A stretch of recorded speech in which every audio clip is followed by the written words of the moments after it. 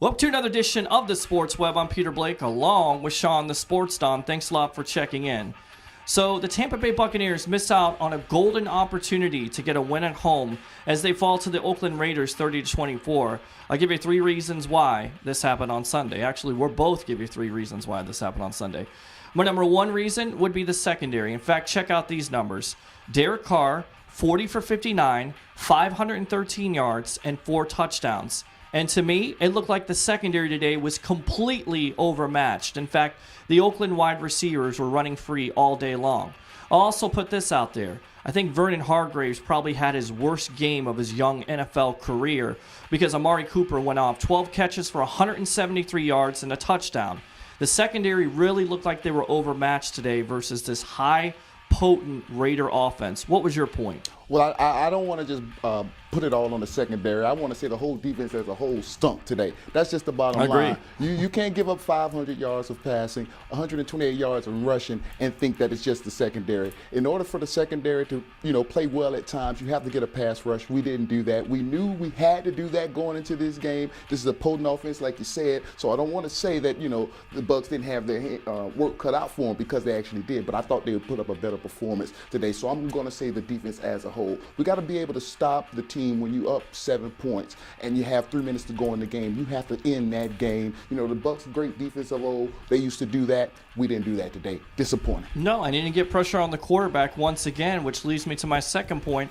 I think one of the most disappointing things about this loss was the fact that the Buccaneers will probably look back on this loss and say that the Oakland Raiders were trying to give them this game because they had 23 penalties for 200 yards.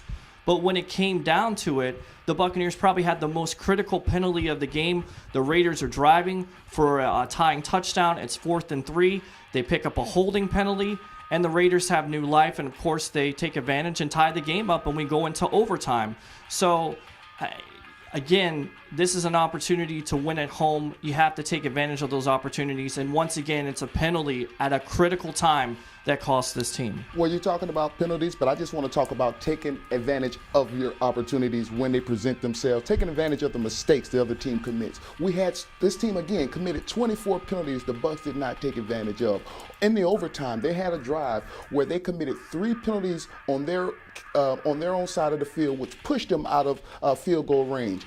Janikowski missed that field goal. So missed 2 field goals. He missed 2 field goals. And again, we did not take advantage of it. I think the Bucs will look back at this game, if they missed the playoff, let's say by 1 game, and kick themselves for not taking advantage of it. Because good teams, they take advantage when another team commits 24 penalties. That's disappointing. It was disappointing. And I'll tell you another thing that was disappointing, which leads me to my third point. Jameis Winston, 16 for 32, 182 yards, no turnovers, 2 touchdowns. But today he looked ineffective. He looked like he missed a lot of deep throws, and this was one of those points coming into the season that he had to improve on. Last year he wasn't very good with his completion percentage deep. If you're going to throw deep, you're going to have to make some of those throws, and he didn't today. And in saying that, I think the wide receivers really didn't play a good game. You didn't have Russell Shepard. He had a touchdown, but he really didn't have any big yards. You didn't really see those performances like you saw last week from Mike Evans. So these wide receivers today were overmatched, and that's disappointing because if you look at this game, the Raiders coming in were not highly ranked as a defense, especially against the pass. So Jameis Winston has to be better. These wide receivers have to be better. And like Winston said in his press conference, he wasn't precise. And Dirk Cutter said it best, they didn't do enough consistently to move the ball. No, they didn't. And my third key is, you know what? I'm going to leave it up to you fans. You know where to find us. Every Saturday, 3 to 5, Sports Web, Tan Talk Radio. You tell me what you want us to say for my third pick. I got you. I'm with you. But I'm just tired of talking about these Bucs right now because I've been here all day. I'm hungry. I'm tired. I want my bed. Whoa. Calm down. I'm tired. I want my bed. I'm out.